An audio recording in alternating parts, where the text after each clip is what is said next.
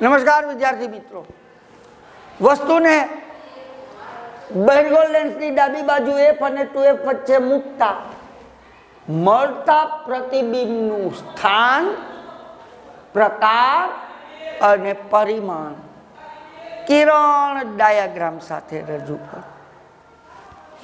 યાની કે તમારી પાસે પૂછ્યું છે વસ્તુ સ્થાન. તમને વસ્તુ ક્યાં મૂકવામાં આવી છે એ કહી દીધું છે, તમારે જણાવવાનું છે પ્રતિબિંબ સ્થાન,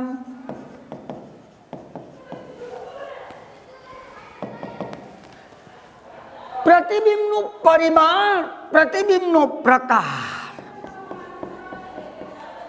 પ્રતિબિંબનું પ્રકાર, પ્રતિબિંબનું પરિમાણ. તો ચાલો મિત્રો,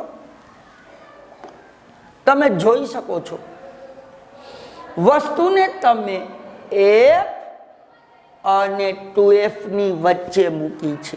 a b આ મુખ્ય અક્ષ છે.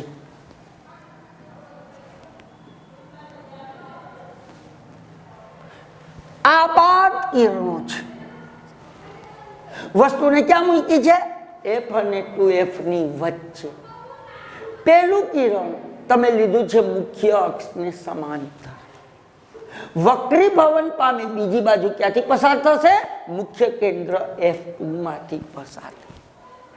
અને બીજું કિરણ તમે ઓપ્ટિકલ સેન્ટર O માંથી પસાર થશે. તમે જોઈ શકો છો કિરણો અહીંયા ભેગા થાય છે, તમને અહીંયા પ્રતિબિંબ મળ્યું a ડેશ b ડેશ. તો હવે જોઈને મને કયો કે વસ્તુ સ્થાન ક્યાં છે? તો કે લેન્સની ડાબી બાજુ f અને 2f ની વચ્ચે. તો આપણે આગલા પેજમાં આપણો જવાબ લખતા જઈએ કે વસ્તુ સ્થાન તો કે ડાબી બાજુ f અને 2f ની વચ્ચે. પ્રતિબિંબનું સ્થાન ક્યાં છે? તો પ્રતિબિંબનું સ્થાન જોઈને જ તમને ખબર પડે. જે બાજુ વસ્તુ છે એની બીજી બાજુ કઈ જગ્યાએ 2f થી દૂર મળે છે. તો પ્રતિબિંબનું સ્થાન તો કે બીજી તરફ 2f થી થોડે દૂર. પ્રતિબિંબનો પ્રકાર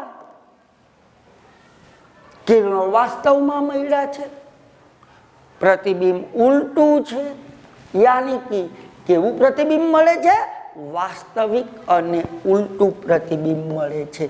તો પ્રતિબિંબનો પ્રકાર વાસ્તવિક અને ઉલટું. પ્રતિબિંબનું પરિમાણ આ વસ્તુ, આ પ્રતિબિંબ જોઈને જ ખબર પડે છે કે પ્રતિબિંબનું પરિમાણ વસ્તુ કરતા મોટું મળે છે. એટલે પ્રતિબિંબનું પરિમાણ વસ્તુ કરતા મોટું. તો મિત્રો, પ્રતિબિંબનું સ્થાન, પ્રતિબિંબનો પ્રકાર, પ્રતિબિંબનું પરિમાણ અને આપણો આ કિરણ ડાયાગ્રામ રચો, 3 માર્ક મળી જાય. તો યાદ રાખજો, બહિર્ગોળ લેન્સના અને અંતર્ગોળ અરીસાના આ પ્રતિબિંબો ખાસ મેળવજો. એમાંથી કોઈ પણ એક પૂછાવાની પૂરેપૂરી શક્યતા છે. આભાર વિદ્યાર્થી મિત્રો.